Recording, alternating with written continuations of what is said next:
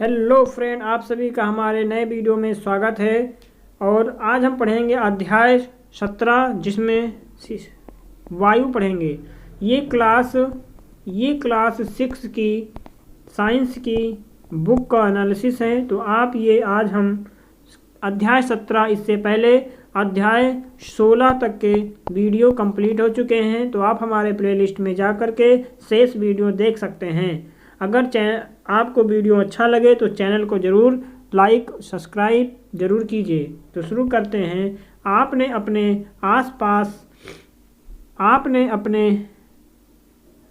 अपने आसपास पेड़ों के वृक्ष के पत्ते हिलते देखे होंगे। क्या आपने कभी सोचा है कि आकाश में पतंग कैसे उड़ता है? गर्मी के मौसम में दोपहर में धूल, कागज आदि उड़ते नजर आते हैं। क्या आप बता सकते हैं कि ये सब किसके कारण होता है? ये सब वायु के बहने के कारण होता है। क्या आपने कभी मेले से फिरकी खरीदी है? फिरकी को भिन्न भिन्न दिशा में रखने पर क्या होता है? क्या फिरकी घूमती है? फिरकी को कौन घुमाता है? क्या इसे वायु नहीं घुमा रही है? थोड़ी देर के लिए आपने नाक के बाईं छिद्र, फिर दाईं छिद्र, फिर दोनों छिद्र बंद कीजिए। इस स्थिति में उत्पन्न कठिनाइयों को अपने अभ्यास पुस्तिका में लिखिए। इस प्रकार नाक और मुंह बंद करने अपनी कठिनाइयों को जरूर लिखें। नाक बंद करने पर शरीर के अंदर वायु का प्रवेश रुक गया, जिसके कारण सांस लेने में कठिनाई महसूस हुई। सांस के लिए वायु की आवश्यकता होती है। सावधानियां: ज़्यादा देर तक नाक मुंह बंद नहीं करेंगे। शिक्षक बच्चों के इस क्रियाकलाप का सावधानी पूर्वक अवलोकन करेंगे। हर जगह वायु है। आप एक बोतल लें, इसे खोल कर देखें इसके अंदर क्या है। क्या बोतल के अंदर वायु है? आइए एक क्रियाकलाप के द्वारा इसे देखते हैं। तो कांच की एक खाली बोतल लीजिए। क्या यह वास्तव में बिल्कुल खाली ही है या इसके अंदर कुछ है? इसे उल्टा कीजिए। क्या अब इसके अंदर कुछ है? अब बोतल के खुले मुख को पानी से भरी बोतल या पानी से भरी हुई बाल्टी में डुबोएं। बोतल को ध्यान से देखिए। क्या पानी बोतल के अंदर प्रवेश करता है? अब बोतल को थोड़ा सा तिरछा कीजिए। क्या पानी बोतलों में प्रवेश करता है? क्या आप ये देखते हैं कि बोतल में कुछ बुलबुले बाहर आता है या बुदबुदाहट सुनाई देती है? क्या अब आप अनुमान लगा सकते हैं कि बोतल के अंदर क्या है?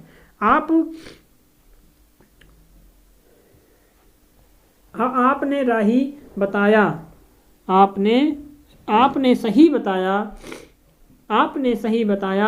ये वायु है जो कि बोतल में उपस्थित थी। बोतल पूरी तरह से खाली नहीं था। वास्तव में इसे उलटने पर भी ये पूरी तरह से वायु से भरी हुई थी। इसीलिए आप देखते हैं कि जब बोतल उल्टी स्थिति में होता है, पानी बोतल में प्रवेश नहीं करता है, क्योंकि वायु के निकलने के लिए कोई जगह नहीं होती। जब बोतल को तिरछा करते हैं तो वायु बुलबुलों के रूप में बाहर आती है और वायु के निकलने से खाली हुए भाग में पानी भर जाता है। यह क्रियाकलाप दर्शाता है कि वायु स्थान घेरता है। ये बोतल के अंदर पूरे स्थान में भर जाता है। वायु हमारे चारों ओर उपस्थित है। वायु का कोई रंग नहीं होता। हम इसके आर पार देख सकते हैं। ये पारदर्शी होता है। हमारी पृथ्वी वायु की एक परत से घिरी हुई है। हमारी पृथ्वी वायु की एक परत से घिरी है। इस परत के विस्तार पृथ्वी की सतह से कई किलोमीटर ऊपर तक है तथा इसे वायुमंडल कहते हैं। पर्वतारोही ऊंचे पर्वतों पर चढ़ते समय ऑक्सीजन का सिलेंडर अपने साथ क्यों ले करके जाते हैं? तो ये पर्वतारोही हैं, अपने साथ में ऑक्सीजन का सिलेंडर लेकर के जाते हैं। तो ऐसा क्यों जाते हैं? आइए चर्चा करते हैं कि गोताखोर जब भी समुद्र में गहराई तक जाते हैं तो ऑक्सीजन सिलेंडर क्यों ले जाते हैं? जिन रोगियों को सांस लेने में कठिनाई होती है उन्हें भी ऑक्सीजन क्यों दी जाती है? वायु का दबाव। जब आपकी साइकिल की ट्यूब पंचर हो जाती है तो क्या देखते हैं आप देखते हैं कि ट्यूब पिचक गई है। ट्यूब के ठीक करने के बाद जब ट्यूब में वायु भरी जाती है तब ट्यूब फूलने लगती है तथा साइकिल भी ट्यूब तथा टायर के फूलने पर उठ जाती है। यदि आप साइकिल पर बैठे भी तो ट्यूब नहीं पिचकती पर थोड़ा दब जाती है। वास्तव में वायु ट्यूब के अंदर की दीवार पर दबाव डालती है जो आपके भार साइकिल के भार के दाब से ज़्यादा होता है। यही कारण है कि ट्यूब नहीं पिचकती। अब ट्यूब से थोड़ा वायु निकालें तथा साइकिल पर बैठकर ट्यूब को देखें। क्या ट्यूब थोड़ी और पिचक गई है? ऐसा क्यों हुआ? ये आप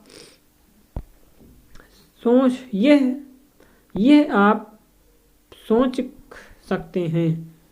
एक प्लास्टिक की खाली बोतल लीजिए। इसका ढक्कन लगा करके बोतल के मरोड़ने का प्रयास कीजिए। फिर बोतल के ढक्कन खोलकर बोतल मरोड़ने का प्रयास कीजिए। दोनों प्रयास में आपको क्या अनुभव हुआ?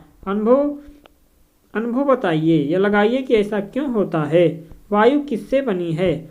18वीं शताब्दी तक लोग सोचते थे कि वायु केवल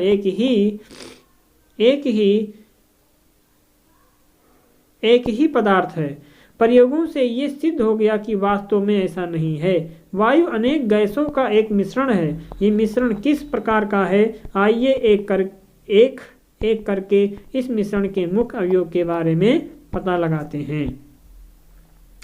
जल वाष्प क्या है? जल वाष्प। एक गिलास में पानी लीजिए, उसमें बर्फ के कुछ टुकड़े डालकर ढक दीजिए।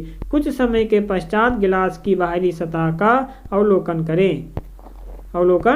गिलास की बाहरी सतह पर आपने क्या देखा? बाहरी सतह पर पानी की छोटी छोटी बूंदें दिखाई देती हैं।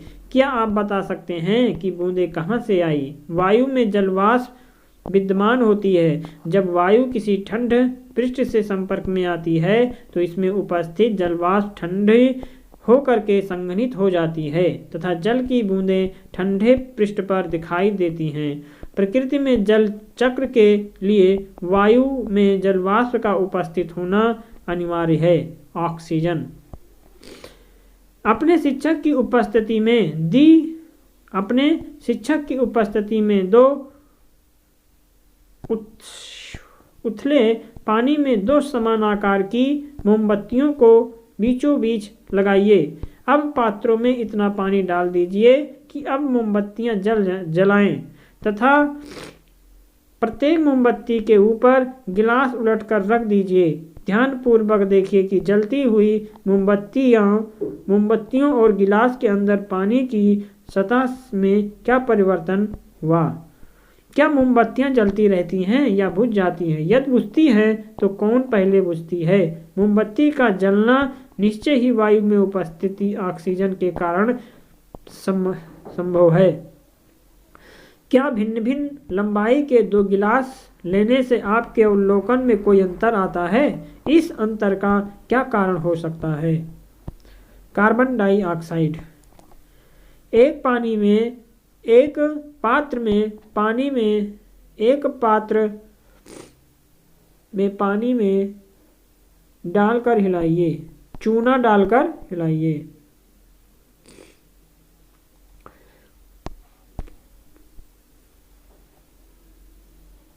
एक पात्र में पानी में चूना डाल करके हिलाइए। इसे कुछ देर पड़ा रहने दीजिए। फिर निथार कर ऊपर को साफ जल दूसरे पात्र में डाल दीजिए। एक कांच की नली की सहायता से इसे पात्र के जल में फूंकिए। ये चूना जल दूधिया रंग हो जाता है। ये क्रिया सांस से छोड़ी जाने वाली वायु में उपस्थित कार्बन डाइऑक्साइड के कारण होती है। नाइट्रोजन। क्रियाकलाप 5। क्या आपने देखा कि वायु का एक बड़ा भाग अब भी गिलास में शेष रह जाता है? वायु का ये बड़ा भाग क्या है?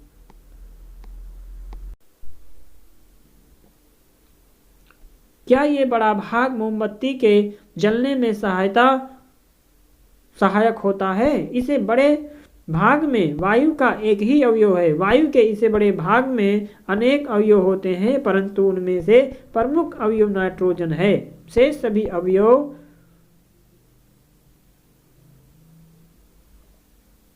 मात्रा में रहते हैं। नाइट्रोजन की मात्रा वायु का लगभग 4/5 भाग होता है। धूल कण।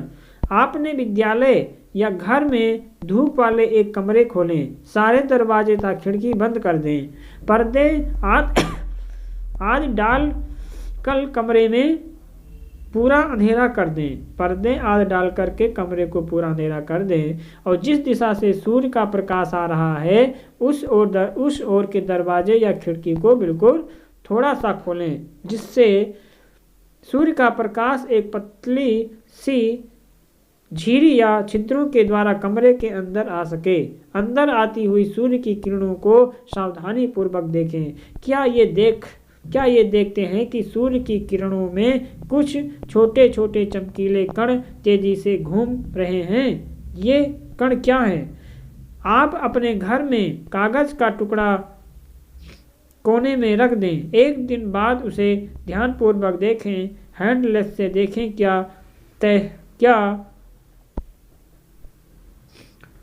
क्या तौलिए सतह पर धूल कण चिपके हुए दिखाई पड़ते हैं? सर्दियों में आपने पेड़ की पत्तियों से छन कर आते हुए सूर्य के प्रकाश को देखा होगा, जिसमें धूल कण नाव करते प्रतीत होते हैं। यह दर्शाता है कि वायु में धूल कण भी उपस्थित होते हैं। वायु में धूल के कण कम समय तथा स्थान के साथ बदलते रहते हैं।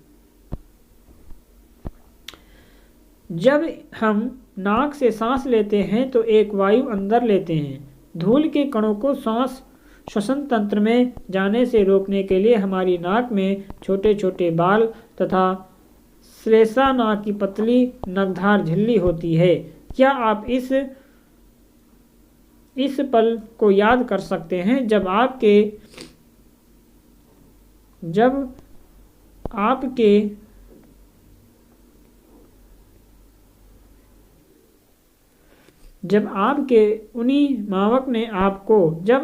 अभिभावक ने आपको मुंह से सांस लेने के कारण डांटा हो? क्या आप उस पल को याद कर सकते हैं जब आपके अभिभावक ने आपको मुंह से सांस लेने के कारण डांटा हो? अगर आप मुंह से सांस लेंगे तो हानिकारक धूल के कारण आपके शरीर में प्रवेश कर जाएंगे। इससे हम निष्कर्ष निकालते हैं कि वायु में कुछ गैसें, जल वाष्प तथा धूल के कण विद्यमान होते हैं। वायु में मुख्यतः नाइट्रोजन, ऑक्सीजन,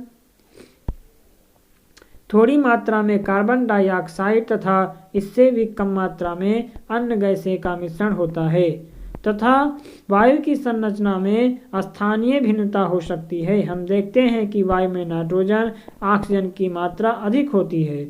वास्तव में ये दोनों गैसें निकलकर वायु को 99% बनाती हैं। नाइट्रोजन 78% तथा ऑक्सीजन 21%, शेष 1% में कार्बन डाइऑक्साइड तथा कुछ अन्य गैसें, जल वाष्प तथा धूल के कण होते हैं। पानी तथा मिट्टी में रहने वाले जीवों और पौधों को ऑक्सीजन कैसे मिलती है? बीकर या प्रणाली में थोड़ा पानी लीजिए, धीरे धीरे गर्म कीजिए। पानी के उबलने से पहले सावधानी पूर्वक पात्र के अंदर की सतह को देखिए। क्या आपके छोटे छोटे बुलबुले इससे चिपके हुए दिखते हैं? ये बुलबुले पानी में घुली हुई वायु के कारण बनते हैं। जब आप पानी को गर्म करते हैं तो घुली हुई वायु बुलबुले के रूप में बाहर आती है। आप पानी को यदि और गर्म करते हैं तो पानी वाष्प में परिवर्तित हो जाता है और अनंतः उबलने लगता है। अब बर्तन को ढककर पानी को ठंडा होने दीजिए। जब पानी ठंडा हो जाए तो उनमें एक छोटी मछली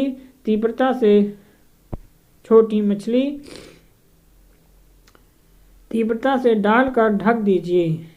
अब मछली का क्या होता है? मछली छटपटाती है। यदि उस पानी से निकलकर दूसरे पानी या एक्वेरियम में नहीं रखें तो मछली मर सकती है।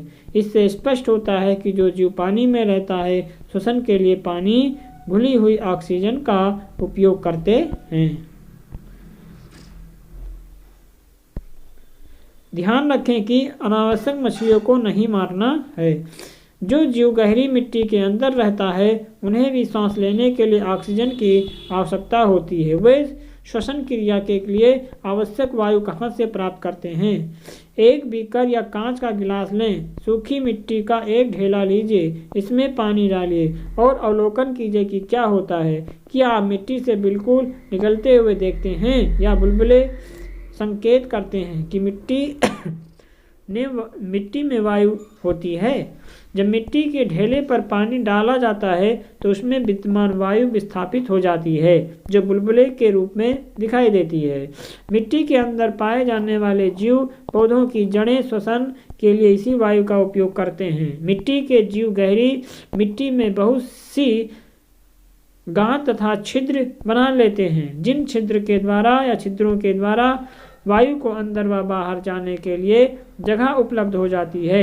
लेकिन जब वह भारी वर्षा हो जाती है तो इन छिद्रों एवं गांधों में वायु की जगह पानी भर जाता है और इस स्थिति में जमीन के अंदर रहने वाले जीवों को सांस लेने के लिए जमीन पर आना पड़ता है। क्या यही कारण है कि केंचुए केवल भारी वर्षा के समय पर ही जमीन से बाहर आते हैं? क्या आप ने कभी ये भी सोचा है कि सारे जीवों के द्वारा ऑक्सीजन के उपयोग करने के बावजूद वायुमंडल की ऑक्सीजन समाप्त क्यों नहीं होती? वायुमंडल में ऑक्सीजन की संतुलित मात्रा कौन बनाए रखता है? इस पर शिक्षक के साथ चर्चा करें। क्या जंतुओं की भांति पौधे भी श्वसन के लिए ऑक्सीजन लेते हैं? तो हमने क्या सीखा कि पृथ्वी के चारों ओर वायु की परत को वायुमंडल कहा जाता है। वायु स्थान घेरती है। वायु गैसों का मिश्रण है। वायु में 78% नाइट्रोजन, 21% ऑक्सीजन, 1% कार्बन डाइऑक्साइड एवं अन्य गैसें होती हैं। वायुमंडल में जल वाष्प और धूल कण भी होता है। मछलियाँ जल में घुले ऑक्सीजन का उपयोग सांस लेने में करती हैं। मछलियाँ जल में घुले ऑक्सीजन का उपयोग करती हैं। प्रश्न है, श्वसन के लिए आवश्यक होता है क्या जल, वायु या खुली जगह? ये क्या लिखा है? तो श्वसन के लिए वायु की जरूरत है। पर्वतारोही ऊंचे पर्वतों पर चढ़ते समय किस गैस का सिलेंडर अपने साथ ले जाते हैं? तो ऑक्सीजन का सिलेंडर। वायु एक क्या है? गैसों का, जल वाष्प का या धूल कणों का या उपरोक्त? वायु एक मिश्रण है किसका? गैसों का, धूल कणों का या जल वाष्प का? ये सभी का मिश्रण है।